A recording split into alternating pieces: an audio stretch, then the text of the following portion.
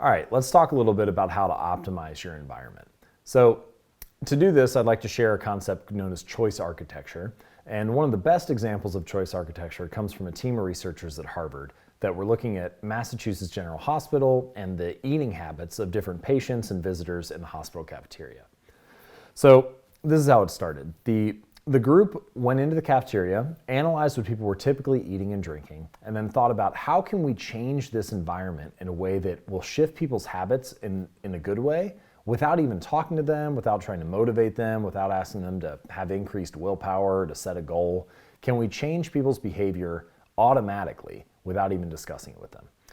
So this is what they did. You can imagine walking into the hospital cafeteria, and all around the side are these different buffet lines with food and different places to get something to eat.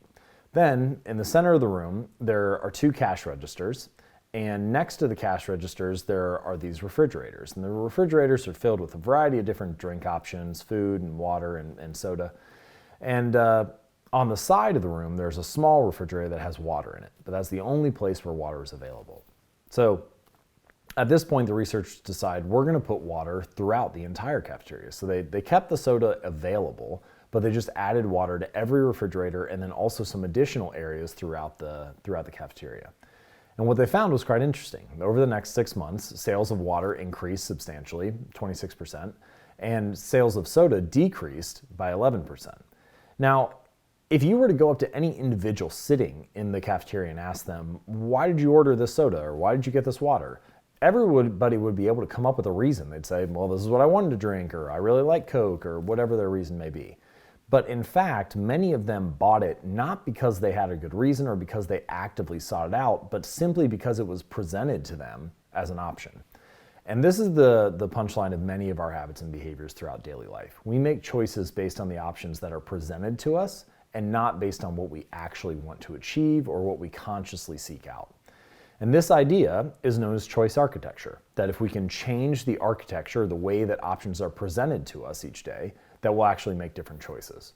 And there are a variety of researchers and scientists who have taken advantage of this, marketers especially, in a business sense. So for example, if you walk into a grocery store, items on the end of the aisles, on the end caps, those get purchased more than things that are in the middle of the aisle. So very prominent things are featured on the end of the aisles.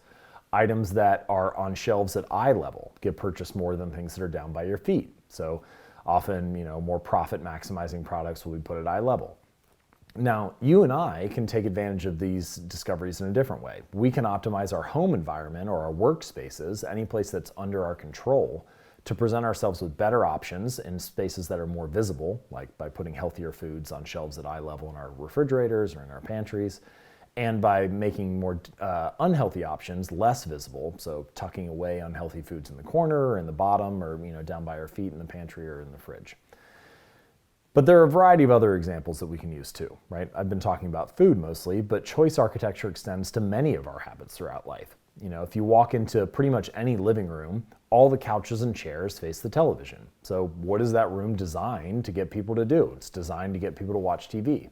And if we wonder why we're watching shows so mindlessly or watching for hours each night, it's often because that's what the environment promotes.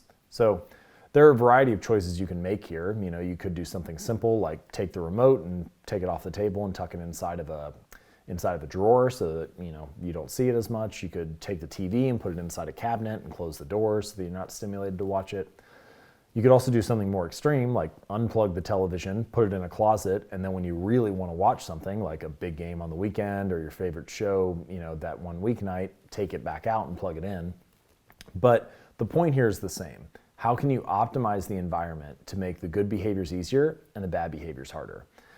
A couple ways that you can do this is through a strategy that B.J. Fogg, professor at Stanford University, calls designing for laziness. And he describes it as follows. So Fogg likes popcorn, he enjoys eating it, but he just didn't want to eat as much of it. And so he took the popcorn out of his pantry, walked down the hallway to his garage, and put the popcorn on the highest shelf in the garage. Now, if he really wants it, he can just go out there and get it, right? But if he's designing for his lazy decision, for his default action, he's not going to go out and get the popcorn.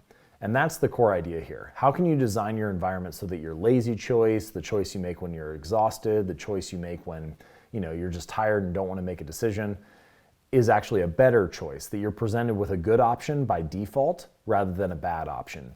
And so there are a variety of ways you can do this. You can do it not just through the examples I've given so far, but also by designing your future actions. So for example, say you want to eat less. Well, you could just buy smaller plates. Research has shown that the average size of a plate has increased by about 22% since the 1970s, and that on average, we fill over 95% of our plate and eat over 95% of what we serve ourselves. So by default, if we make the plate size smaller, we'll serve ourselves less and we'll eat less. And that's a simple way to design your future actions for eating habits. But you can also do this for other habits, like take productivity habits, for example. If you have trouble powering off and going to bed at night, whether that's because you're watching Netflix too late or staying up to work too long, you could use an outlet timer, which you can buy on Amazon for $5 or $10, and then set a time for that outlet to be killed at the end of the night. So at 10 p.m., for example, the power shuts off to that outlet. TV turns off, you go to bed. You can also set up things like, there's one called HomeKit that turns off your lights automatically at a given time throughout at each night. So there are a variety of ways to automate this, but the idea is the same.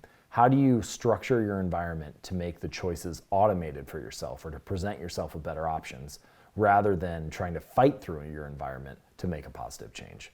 So now I'd like you to click on the worksheet below this video, think about the habit that you want to build, and then write out a few examples of how you could design your environment to promote that habit, right? To make it easier to put fewer steps between you and the good behavior and more steps between you and the items that distract you from accomplishing that habit. So go ahead and do that now. I'll see you in the next lesson.